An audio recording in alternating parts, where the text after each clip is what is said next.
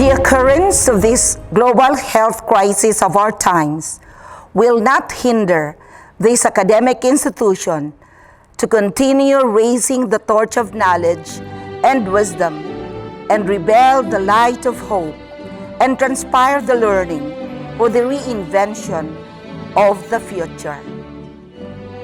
Today, another history unfolds as we celebrate the hard work, commendable achievements, and a glimpse of the bright future to behold.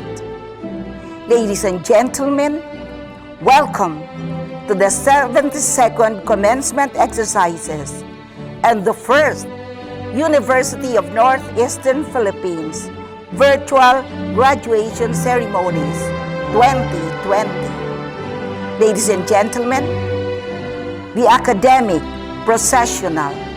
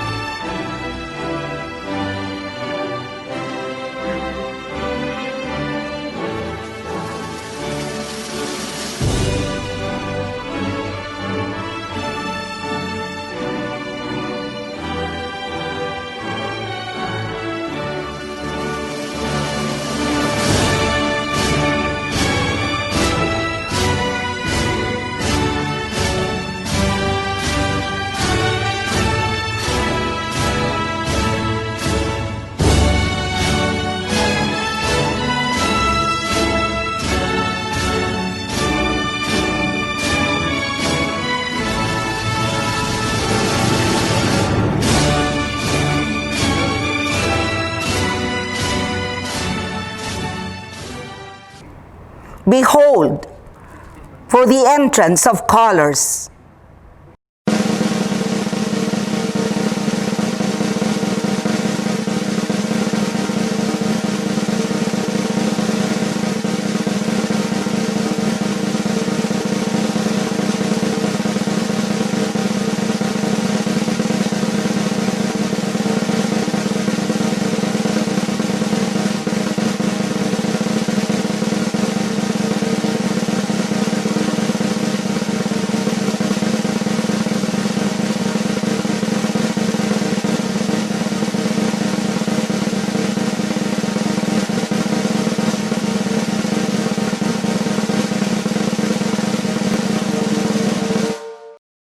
The singing of the Philippine National Anthem.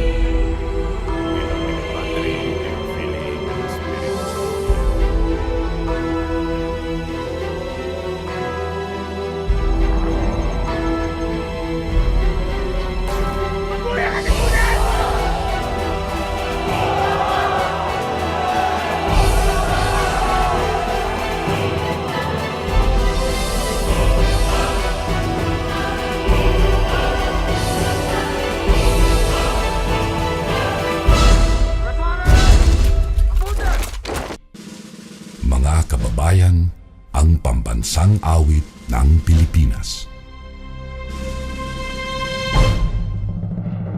Kayang magiliw, telas ng sinangalan, alam ng puso, sa dikit mo'y buhay.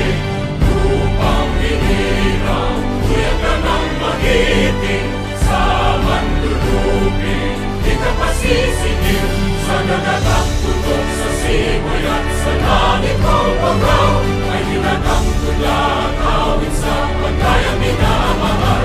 Ang isang ng matawad mo'y tagumpay na nagtitindig, ang bituin at araw niya kailan pa may di magtitindig.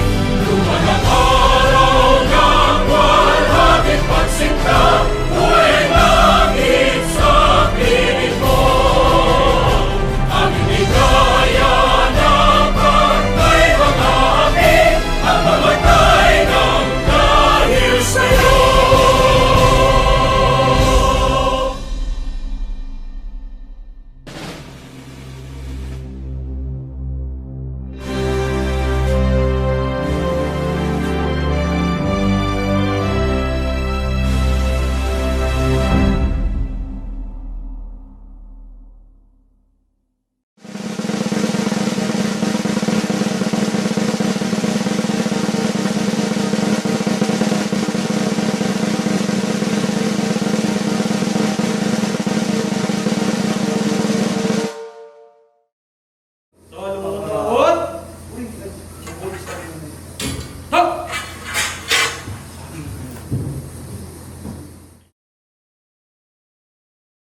For the presentation of candidates, may we call on Dr. Eleanor A. Osea, CESO 4, the Vice President for Academic Affairs.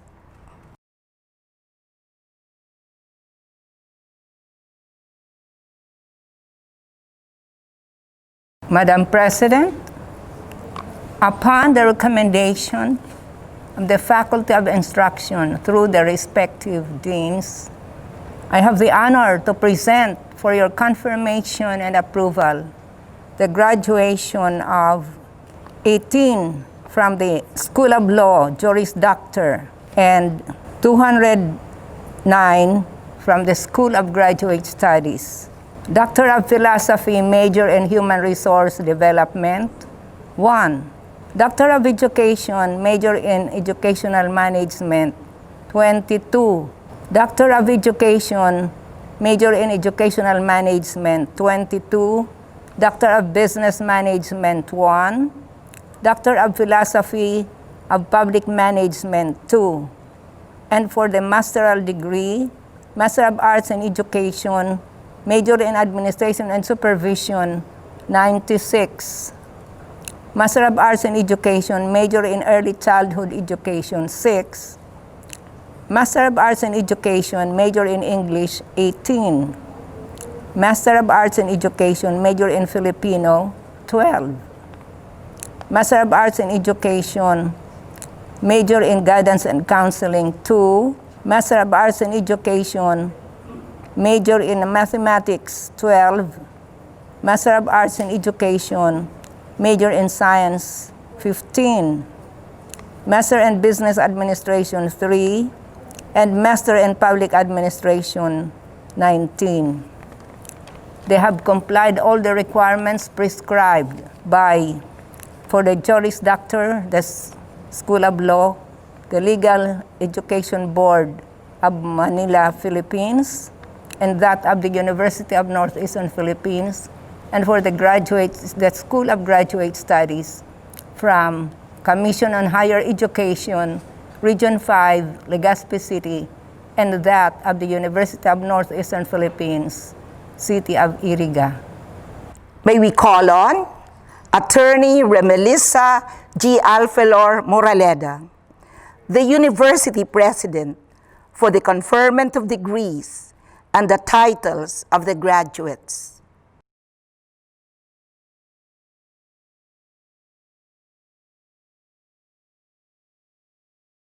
By virtue of the power and authority vested in me as President of the University of Northeastern Philippines, on behalf of the Board of Trustees, and upon the recommendation of the faculty members and your respective deans that you have satisfactorily complied and completed the requirements for graduation of your respective programs, as prescribed by the Regional Director, Commission on Higher Education, Legal Education Board, the University Board of Trustees, and other existing laws, rules, and regulation, I hereby confer to 227 graduates your respective titles and degrees, including all the rights and privileges appurtenant thereto.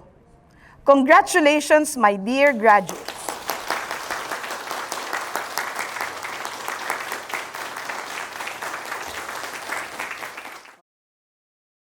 Our honored guest speaker, who will be introduced to us a little later, the members of the Board of Trustees of the University of Northeastern Philippines, our Vice President for Finance, Mrs. Delicia Alfelor TB, our University Registrar, Honorable Ruperto R. Alfelor MD, our Vice President for Academic Affairs, Dr. Eleanor Albia Osea, our Assistant Vice President for Academic Affairs, Dr. Maria P. de la Vega, our Vice President for Administration, Professor Rudyard Contreras Pesimo, our different deans and department heads, members of the faculty and staff, parents, graduates, guests, friends, ladies and gentlemen. My warmest congratulations to our dearest graduates. Finally, you can now boast and show the world that you have completed your education and you are now ready to become fully functioning, productive, and independent individuals. I know there must have been a time when you thought you doubted your own ability to finish your education. Life is naturally uncertain, but fates could take a downturn in a matter of minutes, and this characteristic of life could not have been more amplified when the COVID-19 pandemic struck the world. In a matter of days, the world turned upside down, seemingly stopping at a standstill, affecting each one of us in different ways. The future seems dark and difficult. People lost their jobs and their businesses, and what was already a tough existence was made tougher by difficulty in transportation, limited access to services, and unavailability of assistance. Economies started to falter, forecasting more challenges in the days ahead. There is so much uncertainty that this year's graduates may not even be sure if there are jobs waiting for them, as companies engage in job retrenchment and decrease in compensation just to survive. But as the world continues to cope with the effects of this pandemic, we see pockets of hope, lessons of survival, and anecdotes of adaptation. And the common theme in these stories is an attitude of perseverance and resilience, or an ability to never give up, whatever the circumstances. It is this ability that drives these survivors to be creative and find non-traditional ways to do traditional things. Adversity has brought out the creativity in people. We hear about the pizza store that now uses weaved pandan leaves as pizza boxes, giving jobs to a community of weavers and saving the environment. Or the community tambay who suddenly found work as the community errand boy when his neighbors could not go out during the quarantine, buying medicines and milk and other essential goods. Or the housewife who suddenly found extra income selling her baked goods online. Indeed, one just has to maintain an open mind and a positive attitude. There is always hope. You, my dear class of 2020, is a special batch. You are special because you are now written down in history as the first graduating batch of the COVID-19 pandemic, one that was caught unaware and had to overcome challenges on your feet. The batch that is on the forefront of facing adversity, but will be triumphant. As you leave the portals of our university, my great hope is for your success. And at this point, let me share with you a story that was shared to me in a group chat a while back that I think would find relevance in today's ceremonies. A young woman went to her mother and told her about her life and how things were so hard for her. She did not know how she was going to make it and wanted to give up. She was tired of fighting and struggling. It seemed as one problem was solved, a new one arose. Her mother took her to the kitchen. She filled 3 pots with water and placed each on a high fire. Soon the pots came to a boil, and in the first she placed carrots, in the second she placed eggs, and in the last she placed ground coffee beans. She let them sit and boil without saying a word. In about 20 minutes, she turned off the burners. She fished the carrots out and placed them in a bowl. She pulled the eggs out and placed them similarly in a bowl. Then she ladled the coffee out and placed it again in another bowl. Turning to her daughter, she asked, "Tell me what you see." "Carrots, egg, and coffee," she replied. Her mother brought her closer and asked her to feel the carrots. She did and noted that they were soft. The mother then asked the daughter to take an egg and break it. After pulling off the shell, she observed the hard-boiled egg. Finally, the mother asked the daughter to sip the coffee. The daughter smiled as she tasted its rich aroma. The daughter then asked, "What does it mean?" Her mother explained that each of these objects had faced the same adversity, the boiling water, but each reacted differently.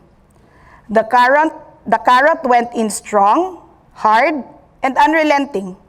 However, after being subjected to the boiling water, it softened and became weak. The egg had been fragile. Its thin outer shell had protected its liquid interior. But after sitting through the boiling water, its insides became hardened. The ground coffee beans were unique, however. After they were in the boiling water, they had changed the water. "Which are you?" asked the mother. "When adversity knocks on your door, how do you respond?" Are you a carrot, an egg, or a coffee? So my dear graduates, you each have a choice. You can either be a carrot, an egg, or coffee. I would recommend that you become coffee and change your circumstances. The power is now in your hands. My dear graduates, before I finally end this message, let me take this opportunity to thank the entire community that made this virtual graduation possible. I will no longer mention them one by one, but of course they already know who they are. Those who toiled and spent sleepless nights just to make this event a reality. To all of you, my heartfelt gratitude. So now, my warmest congratulations to all of you, my dear victorious graduates. Ad astra per aspera.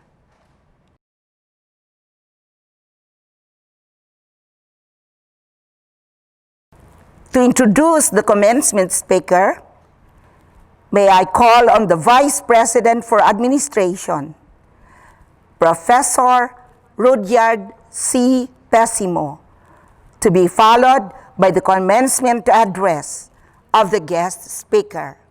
A good leader leads the people from above them. A great leader leads the people from within. Our University President, Attorney Remelisa Garchetorena Alfelor Moraleda, Executive Vice President and Vice President for Finance, Madam Delicia Rigoroso Alfelor TB, Vice President for Academic Affairs, Dr. Eleanor A. Osea, Vice President for Alumni Affairs, Dr. Filipinas R. Alfelor, the honorable members of the UNEP Board of Trustees, Madam Eleanor R. Alfelor, Honorable Roberto R. Alfelor, and Honorable Emmanuel T. Alfelor Jr. To the distinguished deans of colleges, UNEP administrators, faculty, and staff. To the UNEP graduating class of 2020, their families, friends, and loved ones, a pleasant day to you all. A story was told back in June of 2019 when the mayor-elect of Manila was prepping for a shoot and interview with one of the country's top lifestyle magazines. While putting on his shirt, a wardrobe assistant accidentally pulled a bit too hard on his arm, causing him pain. The assistant apologized profusely, but the bemused young mayor waved off her apology and said, "Huwag kang mag-alala. Marami na akong pain na naranasan." "Don't worry," he said. "I've already experienced pain many times in my life." Indeed, his is a story that is filled with narratives ranging from pain to pleasure, deprivation to decadence, garbage to glamour. Born on October 24, 1974, young Isko grew up in the slums of Tondo, Manila, along Mabuhay Street, near the long coastal road. His father, Joaquin, was a stevedore, while his mother, Rosario, took care of the needs of the family. It was not an easy life, and his father didn't always have a job. Hence, the young Isko needed to hustle to help with the family income. To put food on the table, he would collect pagpag, or discarded food from restaurants and karinderya. Sometimes, they would even sell pagpag to their neighbors for extra income. As he grew older, he learned how to make more money by selling old newspapers and used bottles. But this hustle came with danger.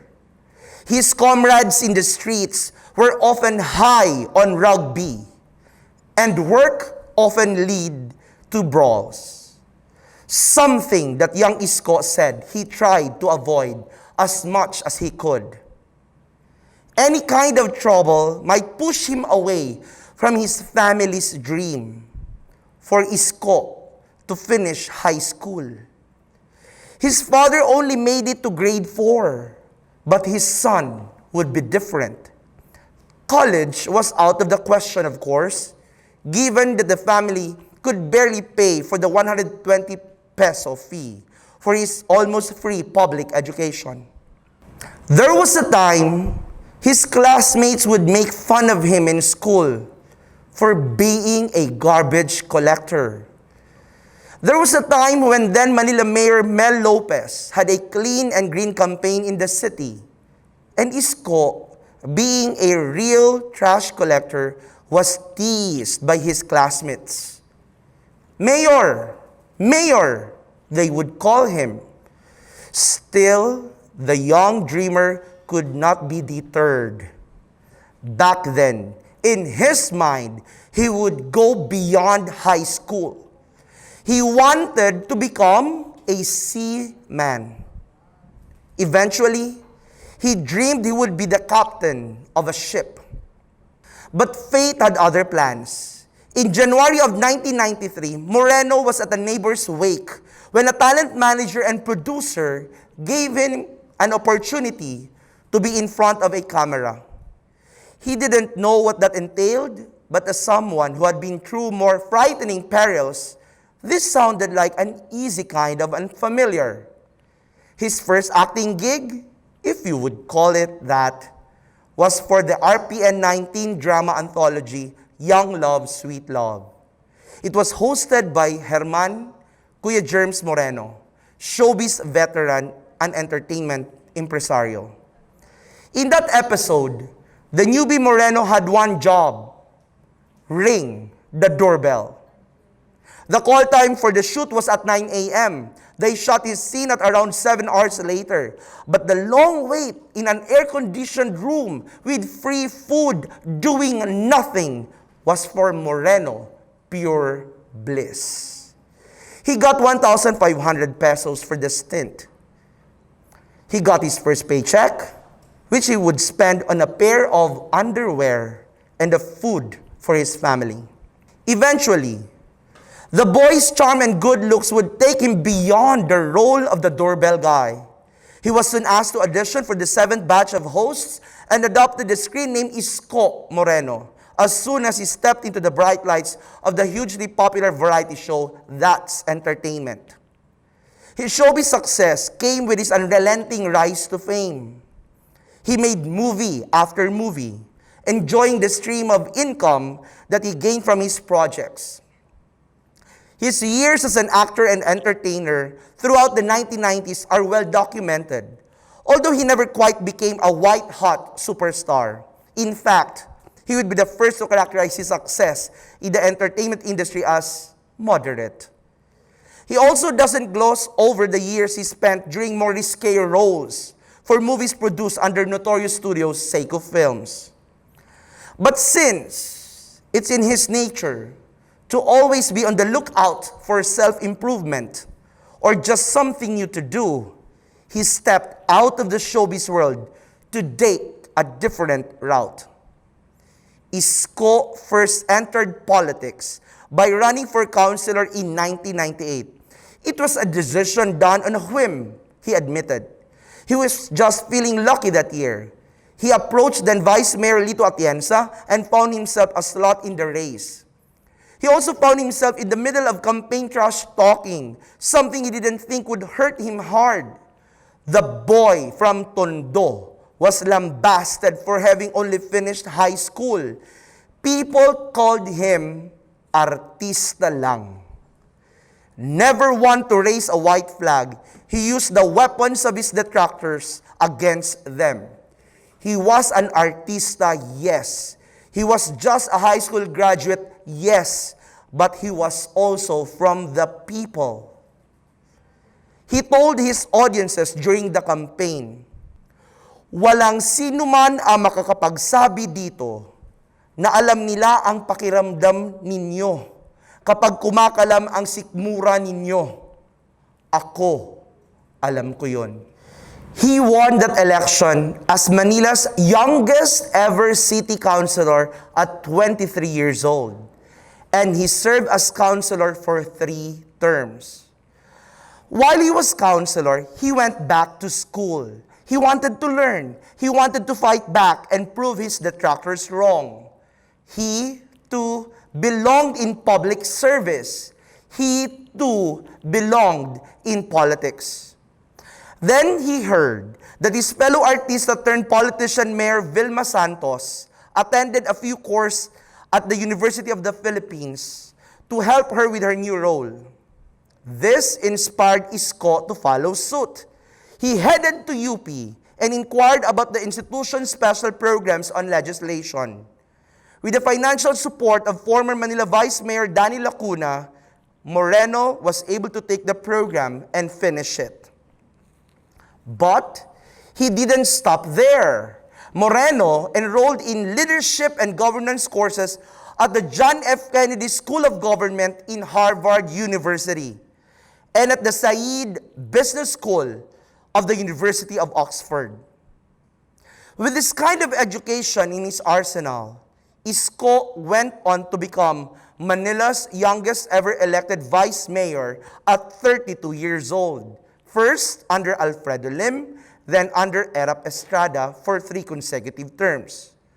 Moreno agreed to be Erap's running mate on the condition that the former president would only run for 1 term and would hand the reins over to his vice mayor in the next local elections. But 3 years later, Estrada allegedly reneged on the deal and decided to run again. Disappointed but not dejected, Moreno chose to cut ties with Estrada. Moreno ran for the Senate in 2016 but lost, placing 15th. He says the best thing to come out of it was that he was able to see the beauty of the Philippines during his nationwide campaign. Then, during the Philippine midterm elections, he ran for mayor of the city of Manila. It was a difficult campaign for the much younger Isko, who went against Joseph Erap Ejercito Estrada, former President of the Republic of the Philippines, a former movie star, patriarch of a political family, and even a former mentor. It was David emerging victorious over Goliath, having beaten the incumbent Mayor Estrada by an overwhelmingly convincing margin of close to 150,000 votes. And another former Mayor, Alfredo Lim, who finished 3rd in the polls. The new mayor can only speculate how and why he triumphed over gigantic names in Philippine politics. It pays to wait, he added. It pays to be patient. It pays to prepare yourself. Because in the end, it's really up to the people to decide. So, at the age of 44, Honorable Francisco Moreno Dumagoso was the youngest elected mayor in the history of Manila, the capital city of the Philippines. In just his first week of office, Mayor Moreno has earned praise from different sectors of society for his quick actions on a variety of issues facing his constituents. Mayor Isko or Yorme was all over the news. During his first State of the City address, he held up a piece of paper with a huge 0 representing the number of official documents the previous administration turned over to his transition team. The next day, he presented a suspect arrested for allegedly extorting money from sidewalk vendors in Blumentritt. Photos began circulating online of a relatively clean Divisoria and Carriedo, once teeming with countless sidewalk vendors and impenetrable to motor vehicles, now passable to vehicular and pedestrian traffic, and cleared of obstructions, human or otherwise. Clearing operations in the area was one of the first official directives of the freshman mayor. Within the next few days, he turned up again almost incessantly on social media news feeds and television newscasts. There he was, brandishing a sledgehammer and whacking gambling machines operating within Manila City Hall grounds. He was photographed handing out food to Mali the elephant at the Manila Zoo, promising a major overhaul of the once popular tourist attraction that has fallen into major decrepitude over the years. And there he was again, wielding yet another sledgehammer and throwing the first few blows at what he said was an illegally built barangay outpost that covered up the statue of a prominent Filipino-Chinese business leader. The new mayor clearly meant business, and he's not wasting a single minute of his 3-year term. Indeed, Mayor Moreno was making good on his primary campaign promise of cleaning up the city, both literally and figuratively. His number one priority is the city's garbage problem, as he promised to address the environmental issues of the city of Manila. He's certainly not waiting to tackle this issue, but many of his other pet projects might take a bit more time.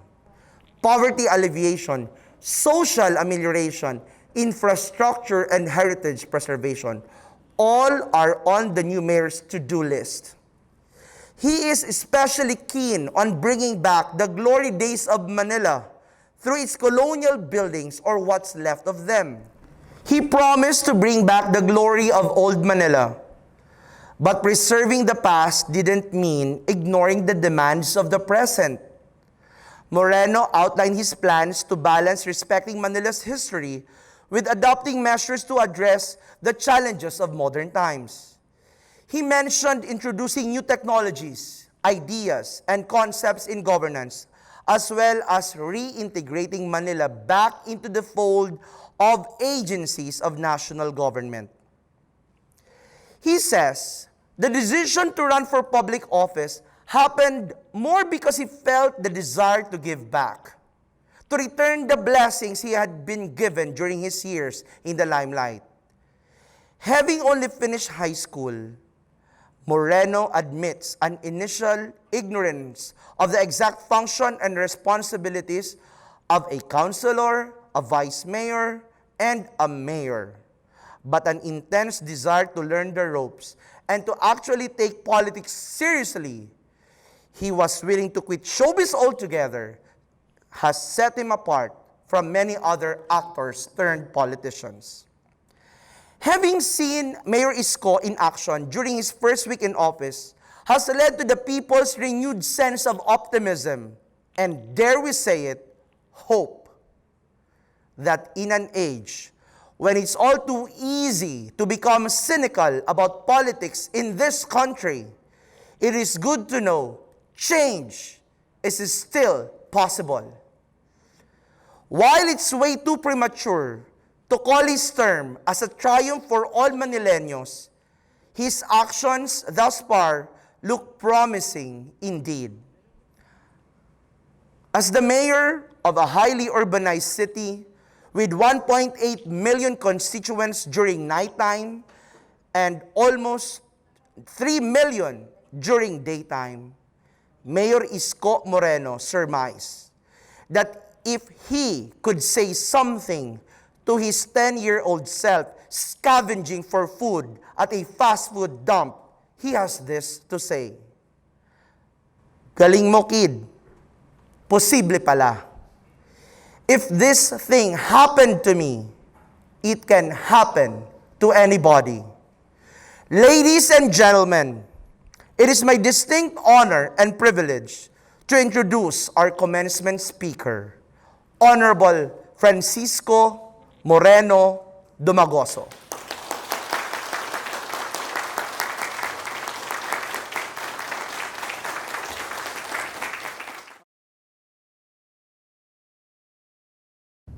Ay, kamusta po kayo? Marhay na aga sa inyong lahat to the University of Northeastern Philippines. It is an honor for me to be with you today under the new norm. I am glad that you continued the commencement even by virtual means, because this is a very significant moment and an important milestone for every student and of course and their parents. To the student, because this is a culmination of your years of formal study, and to the parents, because your sacrifices has produced an able citizen for the nation building. To the graduating students, let us all give our parents a much deserved applause. Maya-maya konti, pagtapos nito, bulungan nyo sila, yakapin nyo sila, halikan nyo sila, at magpasalamat kayo. At binigyan tayo ng pagkakataon matapos ang ating, o makamit ang ating mga pangarap. Hindi po ako, katulad ko po, yan din ang pangarap ng aking ina o ng tatay ko. Pero medyo natagalan po ako dahil sa hirap ng buhay. At kayo mapalad, maaaring most of you here na witness pa ang inyong graduation kasama ang inyong ama. Ang tatay ko po hindi. Pero sa awa naman ng Diyos, nakatapos din. Kaya magpasalamat kayo sa inyong mga magulang at sa inyong guro, siyempre. The graduates today are confronted with a very unique challenge because of the pandemic. I think these are the questions in your mind right now. How do I apply for work? How will I work? Will the economy recover?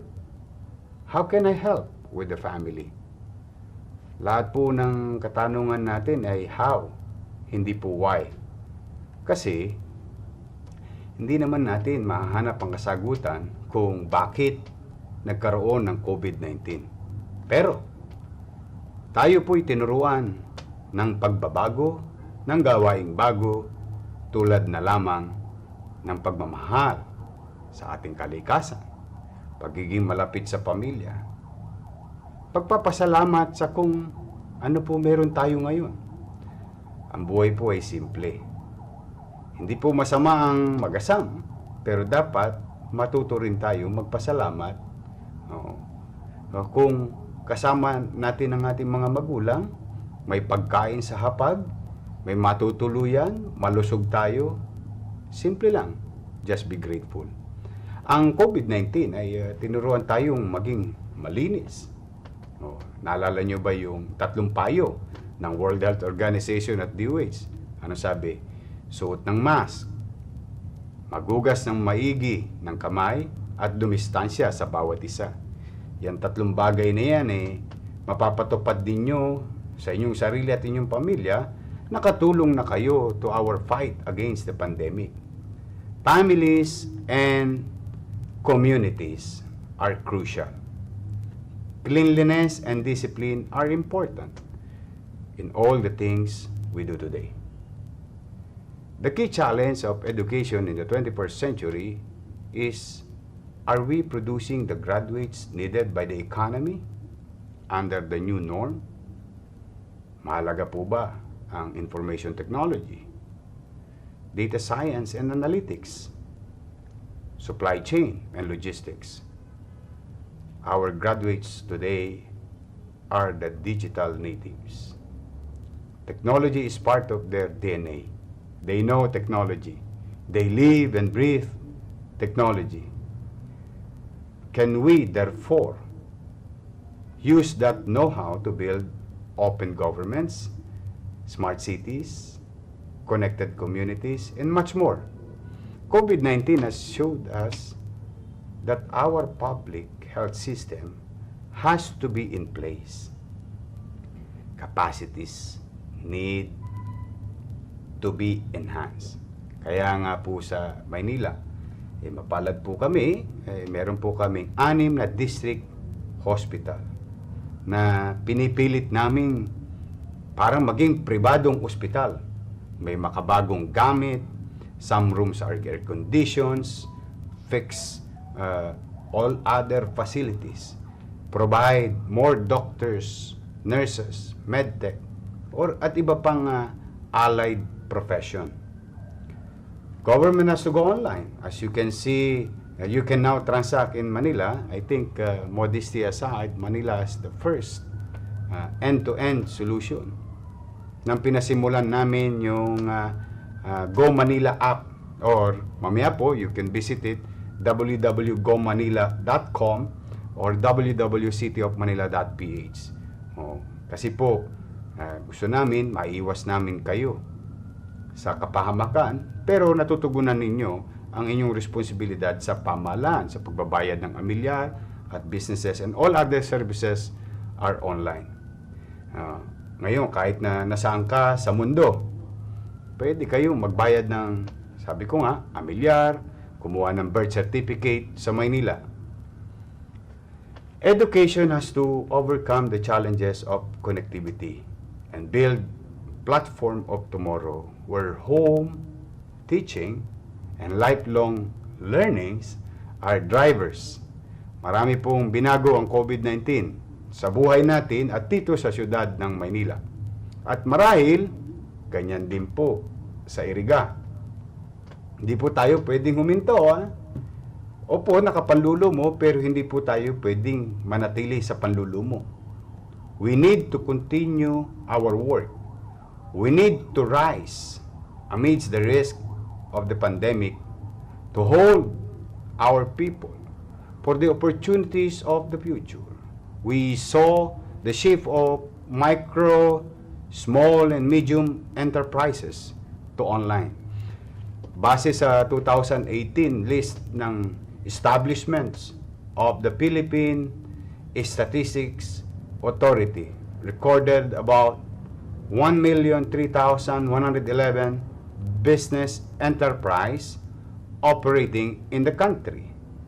Of this, 998,342 or 99.52% are MSMEs, no? And 4,769 or about 0.48 are large enterprises. Micro enterprises constitute 88.45% of total MSME establishment, followed by small enterprises at 10.58% and medium enterprises at 0.49. So, we are a nation of entrepreneurs, and as such, skills are important than ever. Yes, education is free these days. From, daycare, elementary, high school, sa Maynila po, even colleges. Meron kami PLM and UDM. But there are those who do not value and work hard for it. Sayang po yan. Ako po, magte-30 anyos na yata ako nung makatapos ng kolehiyo. Dahil sa, katulad na nasabi ko, hindi naman ako pinalad na magkaroon ng magulang na may gintong kutsara sa bibig dahil sa kahirapan. Pero, nung ako'y nabigyan ng pagkakataon, nag-aral ako muli. The challenge became an opportunity for me. Sometimes, it's how we look and appreciate things that determines our future. Mindset nga, sabi ko, have a growth mindset and you will soar. A growth mindset, people believe that their most basic abilities can be developed through dedication and hard work. Brains and talent are just the starting point, or tawag ko dyan, jumping board. This view creates love of learning and a resilience that is essential for great accomplishment. Today, we need more accountants, architects, engineers, teachers, and more skilled workers if we are to build a new Philippines in the new norm. Kahit nga po planning ay dapat maisaayos para hindi lahat ng tao nasa syudad. Land use and zoning are the key to develop cities and disperse population to rural Philippines. such would push us to develop the rest of the country. Do you know Manila is the most dense city in the world? Opo. Imagine ninyo, no? About 30 families. No, about 10 families in 30 square kilometer place. No? Imagine mo, di ba? Parang asikip. No? How would you do this physical distancing there? Buti na lamang po, ang inyong lingkod ay hindi nag-iisa na sugpuin. At pinagpapasalamat ko sa aking mga kawani ng pamahalang lungsod, no? At sila po ay naging epesyenteng patuloy na really flatten the curve, and I hope that later on curve will continue to go down or die down with regard to coronavirus. At maswerte rin na po na ako'y solong tagapagmana. Hindi ako masyadong mahirap alagain. Dahil ako po'y solong tagapagmana ng lupain ng nanay ko, bulubundukin at umuusok pa. So, with that, in our situation, kahit mahirap ang naging buhay namin, nairaos naman ako ng aking mga magulang. At ako naman, ang paniwala ko, edukasyon. Edukasyon, learning is one of the key to have a better life. Kaya, kung tayo po ay fix o tama ang mindset, believing only on basic qualities like their intelligence or talent are simply fixed trait, spending time documenting intelligence or talent instead of developing them, believing that talents alone creates success without effort will not go far. Growth mindset allows you to see challenges as opportunities. As I have said, it all depends on how we look at things. Remember the half full and half empty glass tells you? It tells you much about character. Tulad nyo rin po ng UNEP. Your university was established in 1948 in the municipality of Iriga. It was founded by a young couple named Felix Sr. and Remedios Alferol as small school, and was first located in a rented property in town center. Mabini Memorial School, as it was named in the beginning, offered complete high school and degree courses in education and liberal arts. This school, in a few years, outgrew its space located downtown. The school then bought 17 hectares of land, a former dump site, near the town center. It then transferred into the new site and developed the campus, completing it in the early 1960s. It then was renamed Mabini College.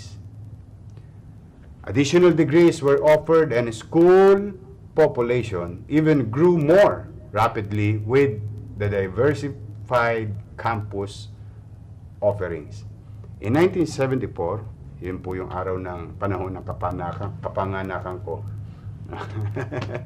the school received its university charter and was finally named the University of Northeastern Philippines. 4 years later, the College of Law opened. It is the only law school in Iriga. UNEP is considered one of the oldest universities in the Bicol region. And it is also one of the only 2 universities in Iriga. Your founders and the present leaders of UNEP exemplified what a growth mindset is. And because of that, You are lucky to be graduating in UNEP. So, I want you to always remember this day, when Isko Moreno told you to develop grit.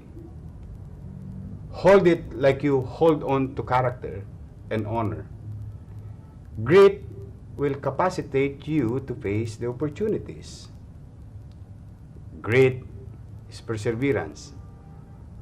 Grit is important because it is a driver of achievement and success. Independent of and beyond what talent and intelligence contribute. Being naturally smart and talented are great. But to truly do well and thrive, we need the ability to persevere, and without grit, talent may be nothing more than unmet potential or potentials. Finally, enjoy your discovering life, mapping out your professional career, or lead by the entrepreneurial spirit, and start your business maybe soon if there is an opportunity. Work hard, work well, take care of your parents, your sibling. Lucky for you, I have none. And be a good citizen of the country. Mahalin po natin ang ating bayan. Dahil kung mahal natin, di mahirap sumunod. Di mahirap ang kusang disiplina. Madaling arugay nito. Kasama namin kayo sa pagulma ng bagong Pilipinas or maunlad na bansa. Enjoy the ride. It will not be easy, but every bump is character defining. Stay true to yourself. And when you have reached such stage, when you can, please, katulad ng utos sa atin ng ating Panginoon, pagmalasakitan at mahalin natin ang ating kapwa. So please, pay it forward. So muli sa mga nanay, tatay na nanonood, congratulations, I'm happy for you. Sa mga guro, teachers, professors, or school staff, alam ko excited din kayo na yun yung mga alaga graduate na. Sa pamunuan ng UNEP, congratulations sa inyo. Keep up the good work. Sa mga mag-aaral na magtatapos, mag-ingat kayo. Yawa ang Diyos, makakaraos din tayo. Magsikap kayo. Mabuhay kayong batch etneb. Batch 2020. Mabuhay ang UNEP. Diyos mabalos po. Maraming salamat. Manila, God first. Thank you.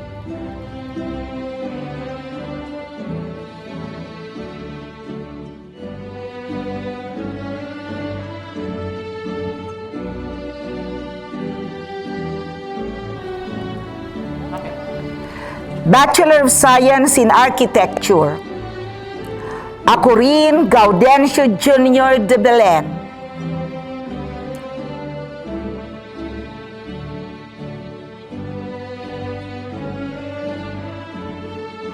Auri Jaswin Kim Datu. Aluzan Nicole Fritzy Jane Marquez.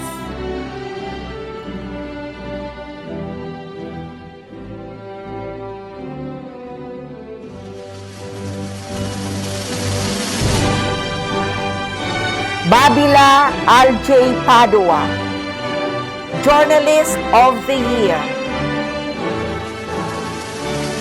Beatriz Sunnyboy Aquino.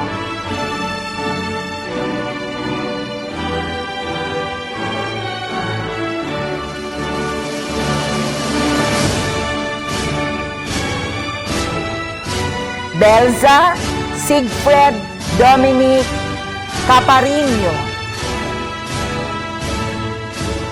Bornales Andy Benavides,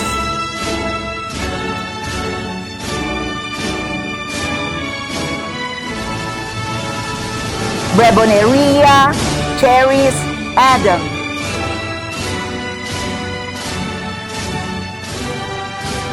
Camacho J. Mart Azania,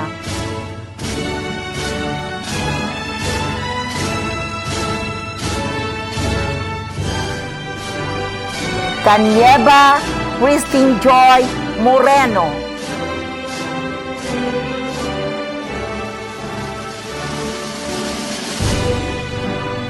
Casabuena Jeric Artana, Celieza Roxanne Bofite,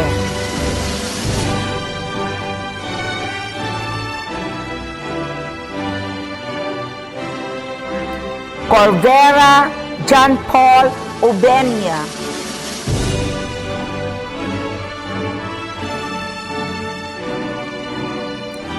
De Lima John Jonas Casiao,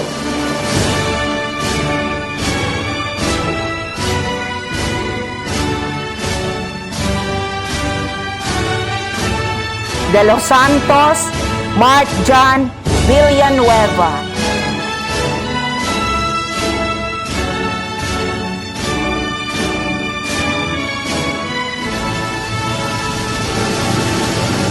Espanto Art Card Alfelor, Loyalty Awardee from elementary to college.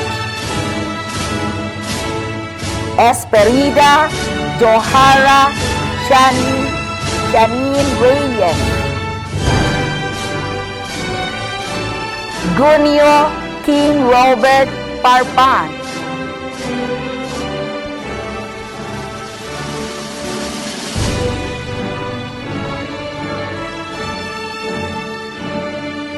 Ilan Kenneth Rose Fernandez,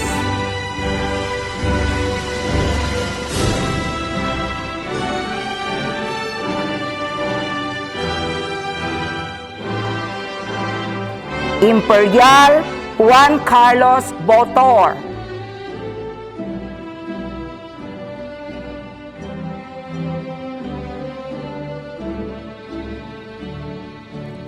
Calacas Christopher Christian De Paz,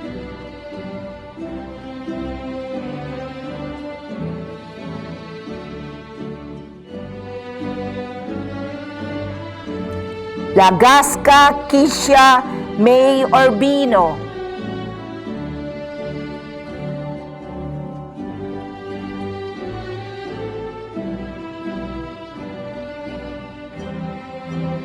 Maestrado Sani Carlo Ibarrientos,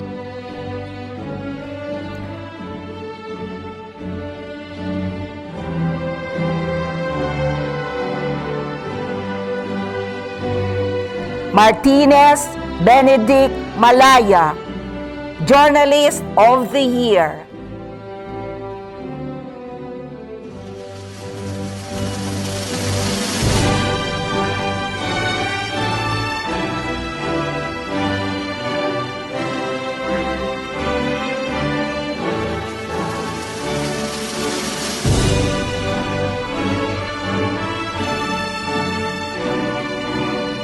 Monje Glazy Jean Boquiron,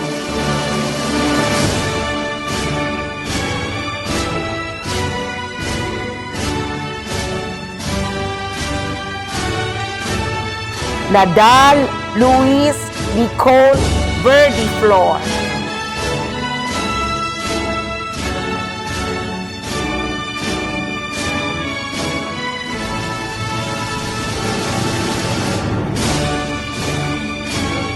Ocampo Salvador III Briones,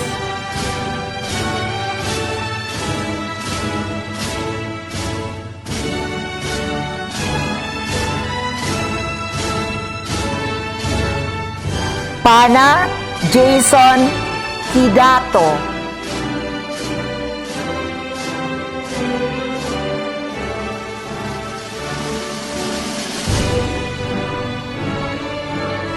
Penitersi Angeline Rabacal, Piderio J.V. Ann Paite, Riquiero Mark Vincent Bravante,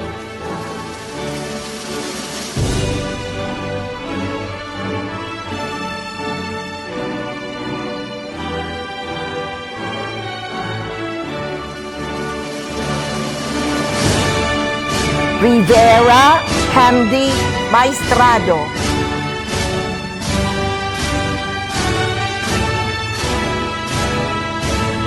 Salceda Jenzel Larry Sahuela,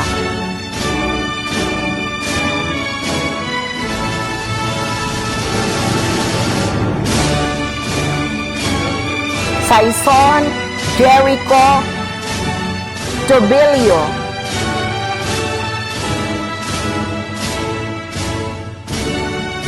Serrano Amabel Bacalso, Severo Kristen Arroyo,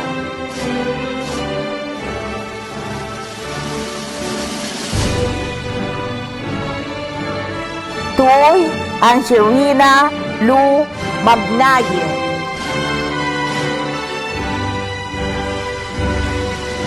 Delha John Mark de la Concepcion,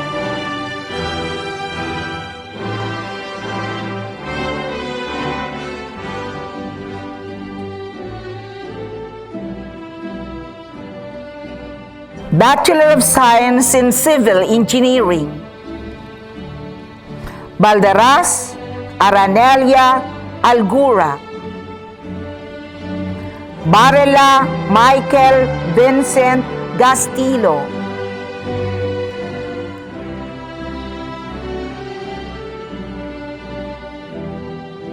Belmonte Lilibel Bernardo, Briñas Nel Chipperson de Gracia,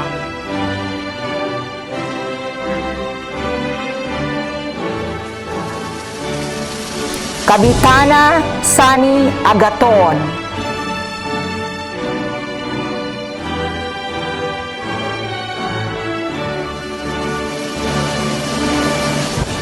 Canton Glorilyn Talay, Colina John Anthony Mata,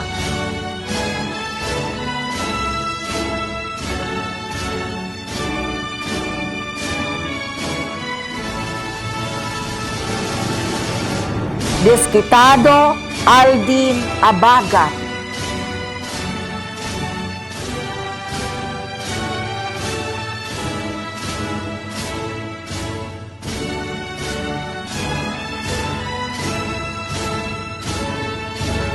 Laines Nico Estoy,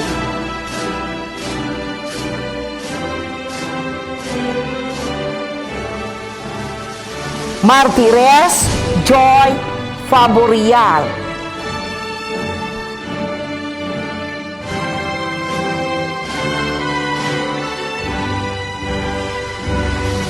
Martires Carla May Faborial, Napa Dale Mariel Valdez,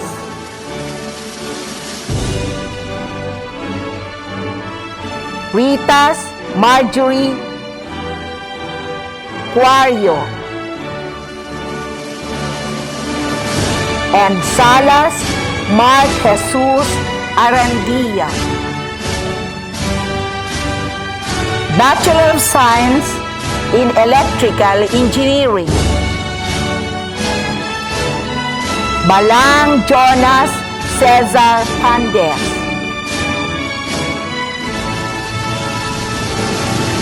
Bendicio Rene Broncano,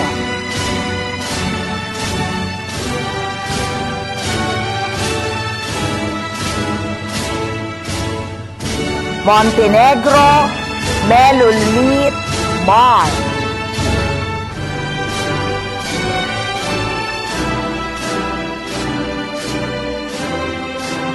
Minerva Eleazar Jr. Baal.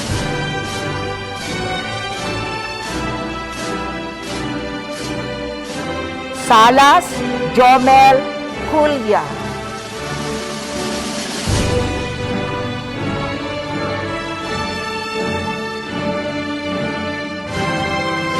Vargas Lloyd Jordan Clavillas.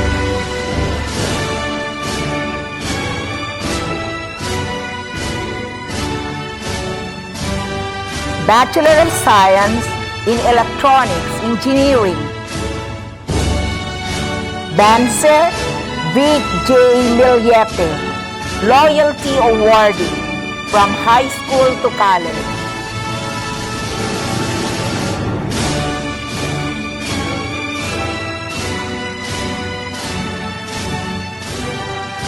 Buse Princess Zabalia.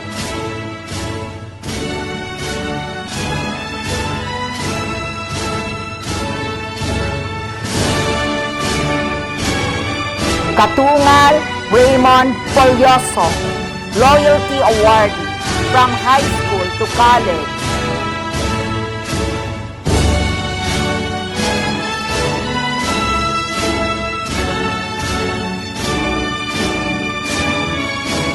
Dodblado Nestor Jr. Castro Verde.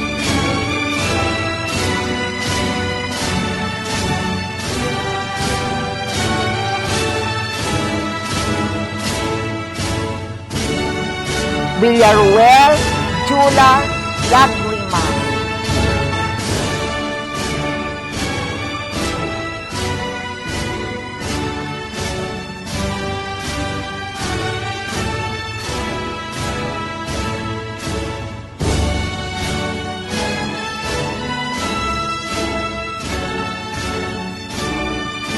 Bachelor of Science in Mechanical Engineering.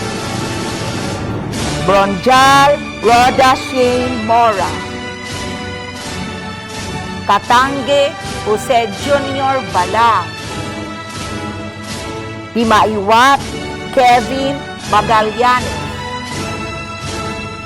Estoy Jomari Molina.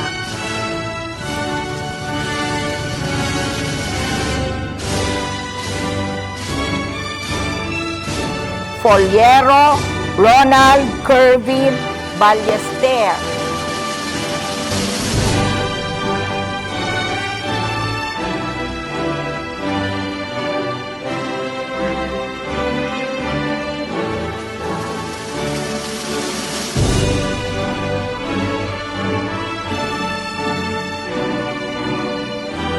Lirio Christian Joseph Rasier.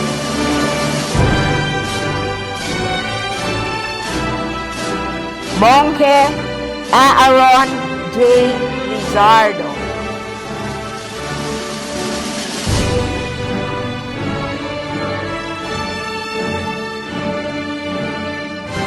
Kiamno Julius Alamil. Toledo Felipe Jr. Borja.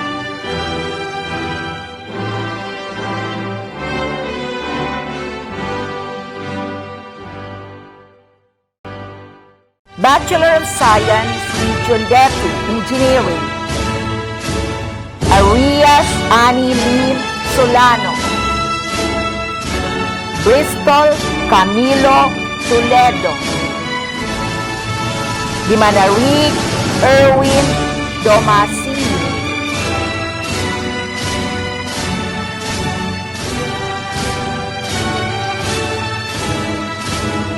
Bachelor of Science in Nursing. Almasan Sean Andre Borabo.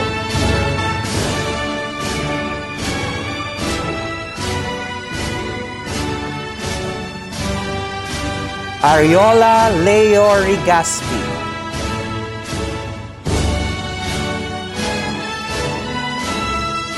Kumot Maribeth San Andres. Fajardo Gilberto Jr. Portuguese.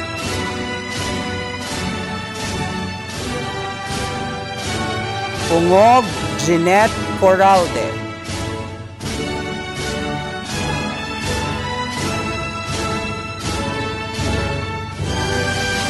And Tormes Richel Gabarda.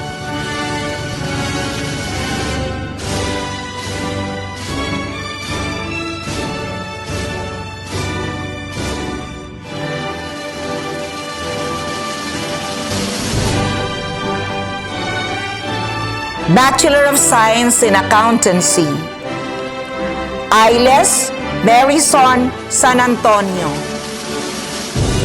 Anzano Maria Fe Oliveros, Bermeo Vanessa May Taborete, Constantino Richard Nacario, Loyalty Awardee from high school to college.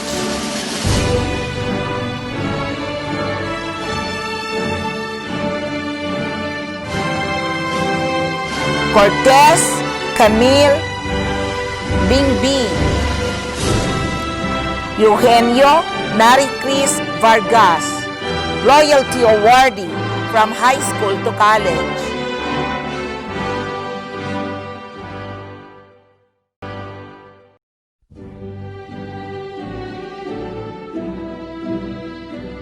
Labis Jovi Jane Orlain, Manahing Miriam Kalimpong, Perez Maria Charisa Lasarte, and Sapugay Romela Salvadora, Loyalty Awardee.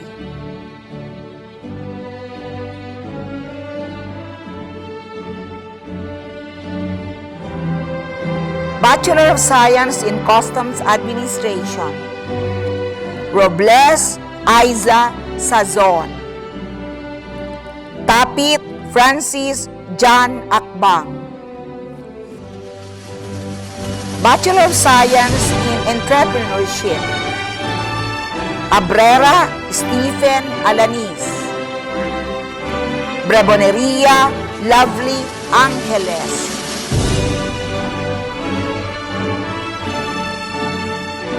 Foliente Jezabel Ortilia,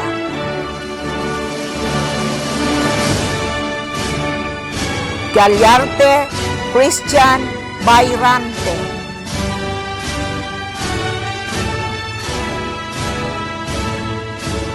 Matic Hennessy Arroyo, Loyalty Awardee from high school to college.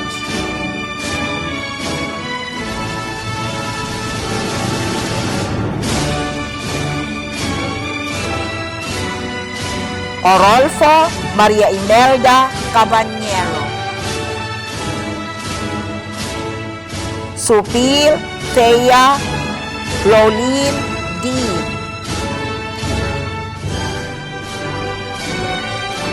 Bachelor of Science in Office Administration, Akayen Dina Fabilier, Ilano Jeffrey Alanis, Ramboyong Chris Infante, Bachelor of Science in Business Administration, major in Financial Management, Ceruelos Margie de la Cruz, De Rojas Lia Rambuyong,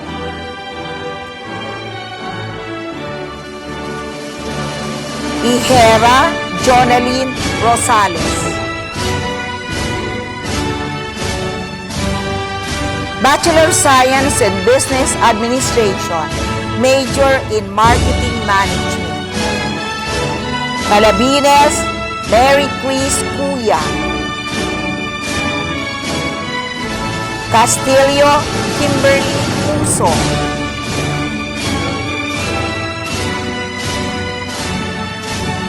Nohara Ron Royce Villarreal,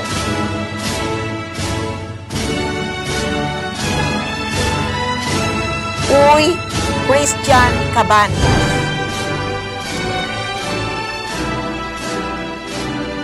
Bachelor of Science in Business Administration, major in Operations Management. U. Chris Karil Baiza.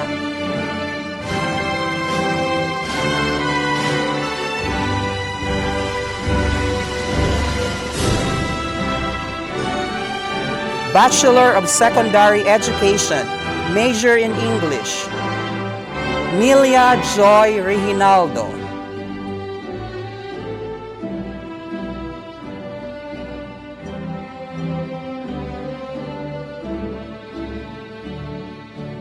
Sadulio Marites Delgaco.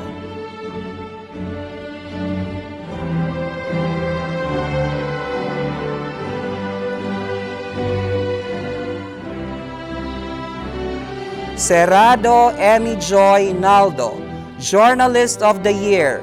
She is also a recipient of Excellence in Student Teaching Award. Tagum Farah Claire Nara.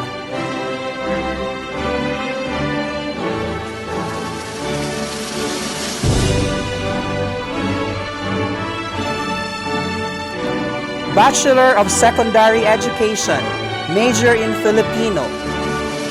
Ablon Jezabel, Journalist of the Year.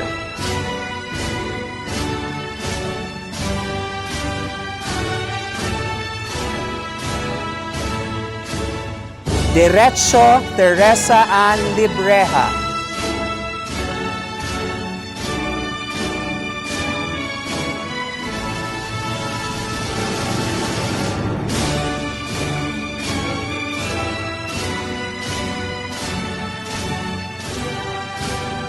Bachelor of Secondary Education, major in Mathematics.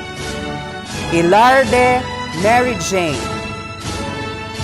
Morillo Rosime Cambiado, graduating cum laude.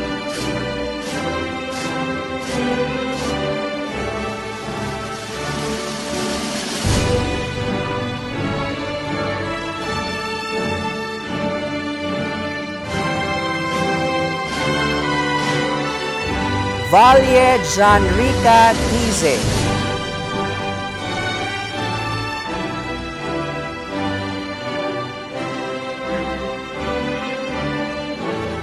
Bachelor of Secondary Education, major in MAPE. Climeno Sherlene.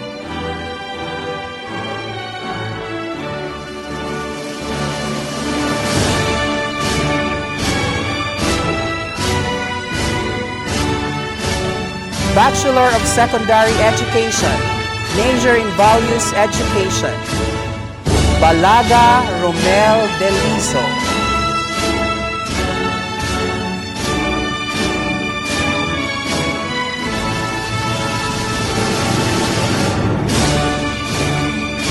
Kabingan Irene Alano, outstanding in student teaching.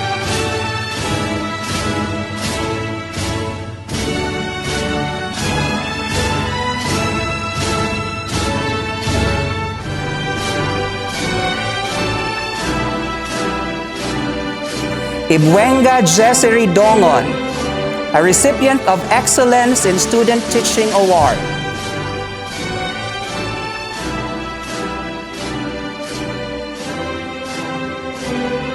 Lirio Cindy Torres, outstanding in student teaching.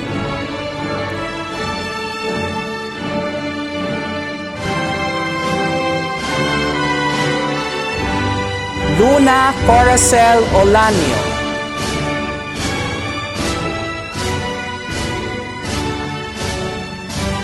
Masinas Joanie Olanio, outstanding in student teaching.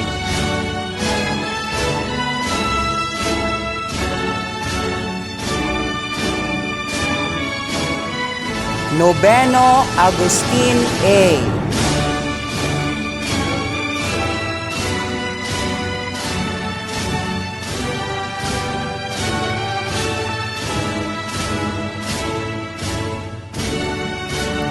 Bachelor of Elementary Education, Ailes Charlene Tusio, graduating Outstanding in Student Teaching.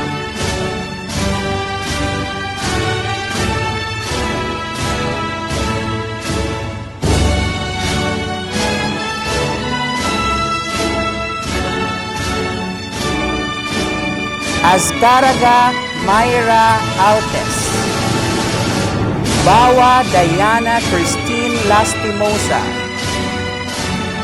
Boslon Lenny Sinfuego,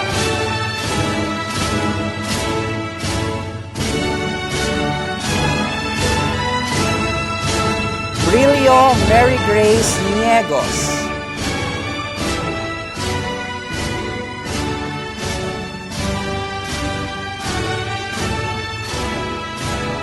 Cabarles Madeleine Advincula,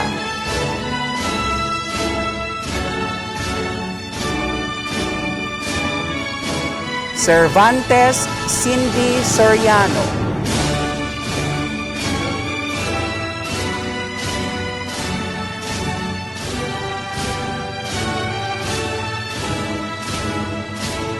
Cordon Jeffrey Calvelo,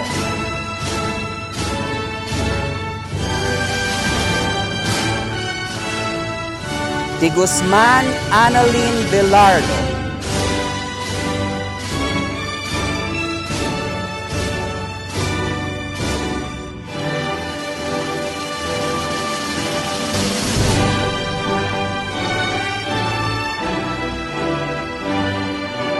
Di Manarig Rosalyn Nacario,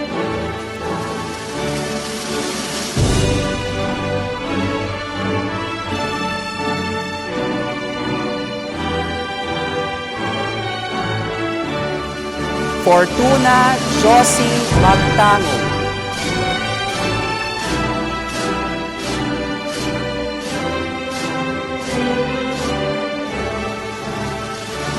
Gabarda Ria Rabusa,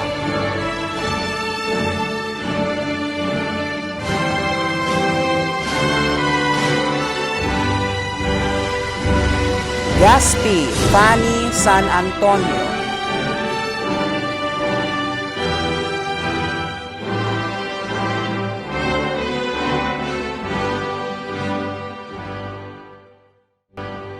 Nachor Henry Daculio, Nadal Sherry Rose Redondo,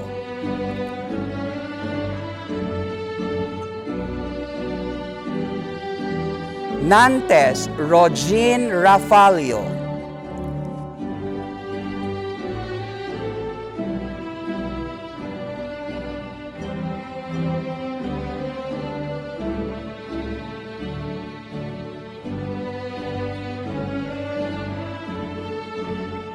Napagal Laarni Oyardo,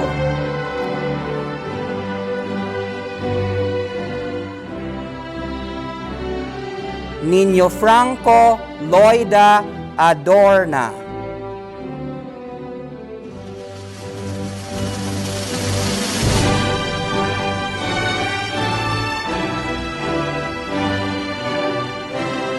Oblino Chio Ruby Gunowon,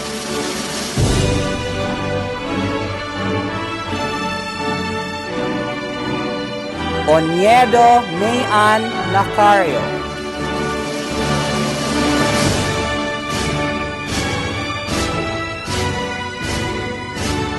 Panugaw Princess Claro,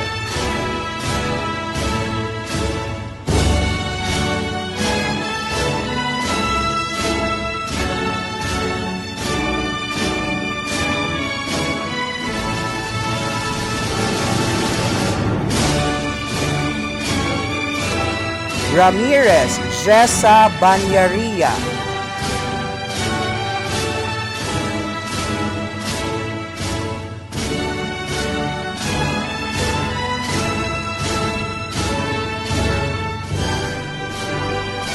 Revina Mayeth de Villa,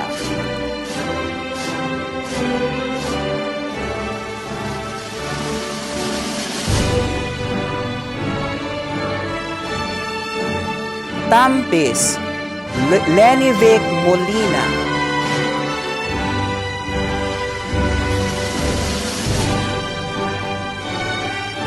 Tampis, Mary Joy Molina.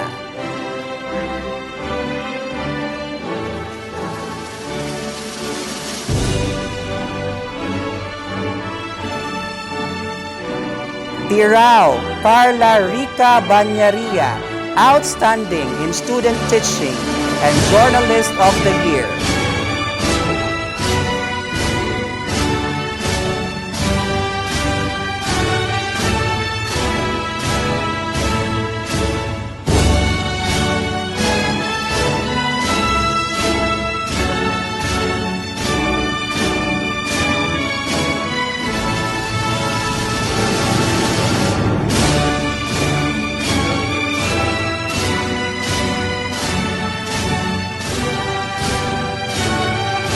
College of Criminal Justice Education.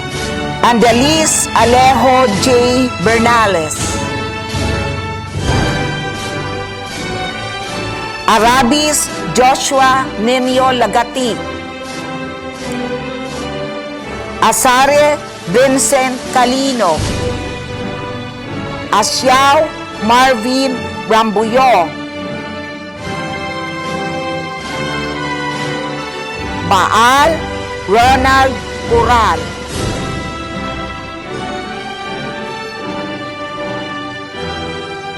Bagalaksa Catherine de la Justa.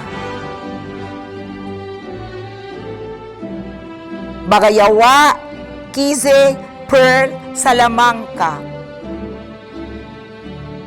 Barela Christian Onido. Bayrante Nestor Jr. Frahinal. Braboneria Gelnor Barameda. Band Proficiency Award. Kabuska Brisa Prima. De Lima Erickson Arce. Dichoso Nino Christopher Balauro. Garcia John Paul Medina.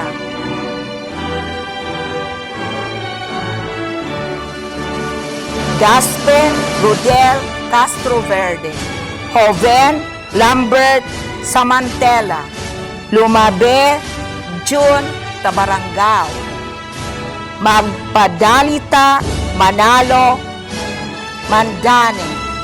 Nueva Edsel Rambuyong. Nunez Domingo Jr. Soribilio. Obero Gerald Orsine. Padayaw Joshua Mirando. Peñones John Kevin Periabras. Rigaspi Cherry Bea Carrion. Riparip Rona Tanyamor. Sandrino Danica Lauta.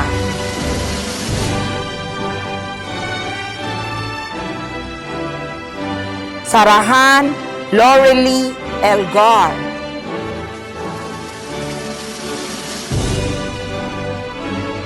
Sayago Jake Vincent Ciano. Talagit Angeline Tagompama.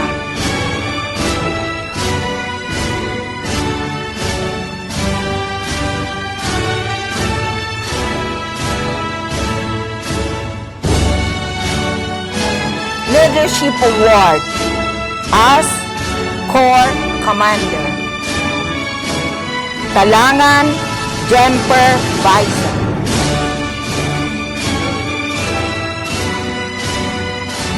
Veras John Michael.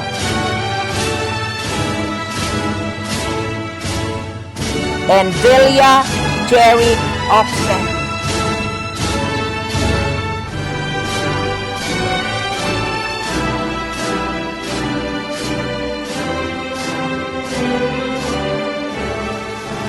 Bachelor of Science in Social Work, Adante Roxanne Villamer. Batutay Sacel Gonzaga. Biag Kate Orbon. Hermogeno Janina Kirigma Pante.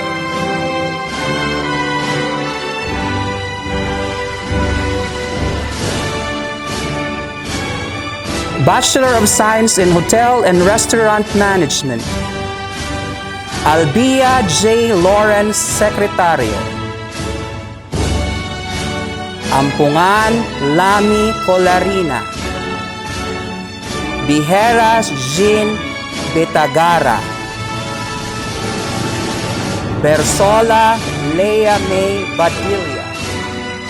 Dimaiwat Irish Laot. Lagyap Jean Paul Ampungan. Orbon Mark Gerald Maestrado. Pardua Jelary Espanto. Andreas Merlinda Makila.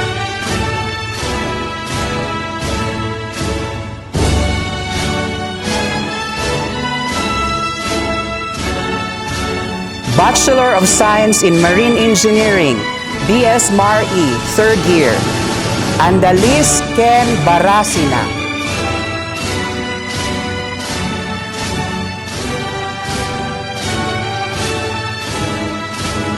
Katimbang Angelo Bagapuro.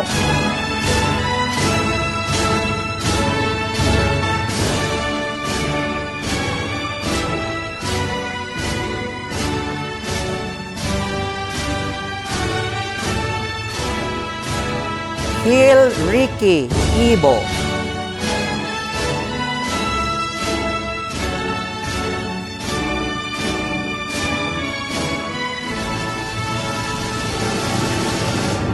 Mariano Mark Ivan Plaza.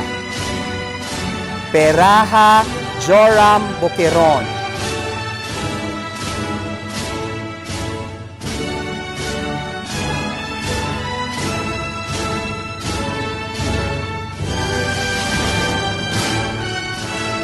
Talagit Angelo Potencio and Urban Jolan.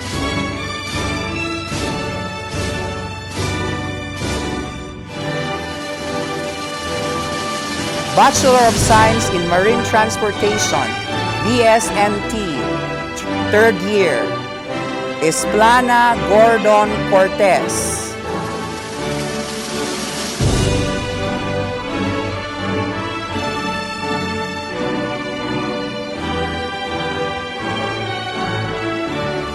Flores Jean Guiomar Negrinio.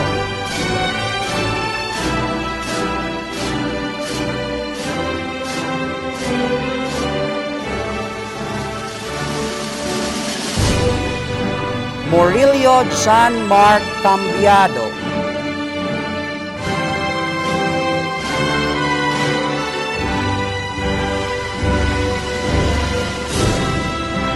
Pyra RJ Brillo.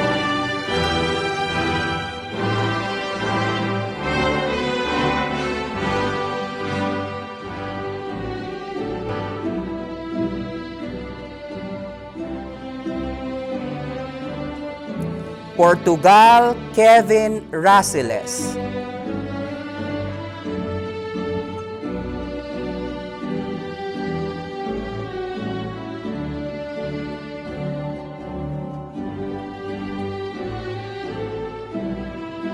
Ramos Rogelio Jr. Natshore.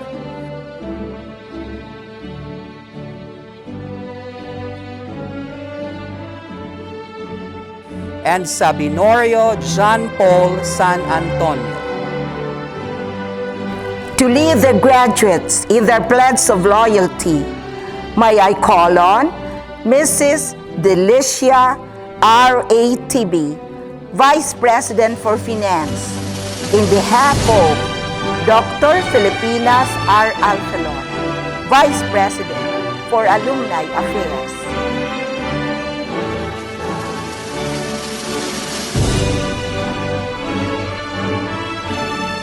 My dear graduates, please raise your right hand and follow after me. Conscious of my duties and responsibilities as a graduate of the University of Northeastern Philippines, I solemnly promise to uphold and defend at all times the ideals and principles of my alma mater, to be loyal to her and to do my utmost to live a clean and useful life. I make this pledge as an acknowledgement of my debt of gratitude to the University of Northeastern Philippines. So help me God. Congratulations, my dear graduates of UNEP Class 2020.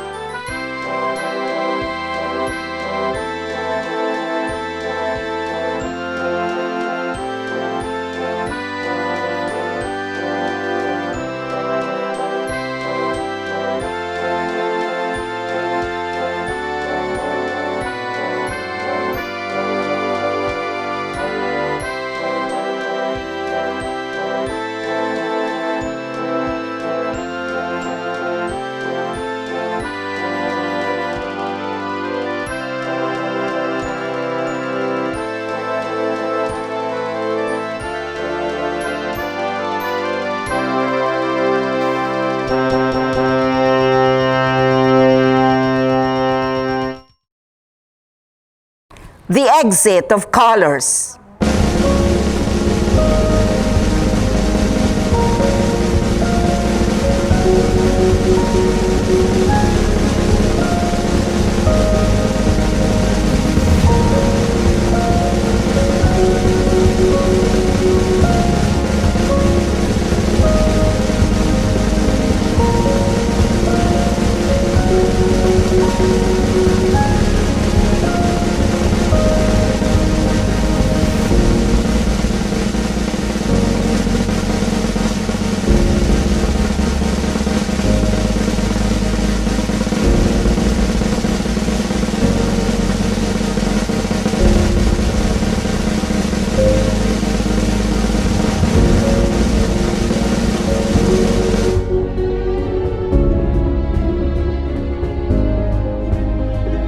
Ladies and gentlemen, the recessional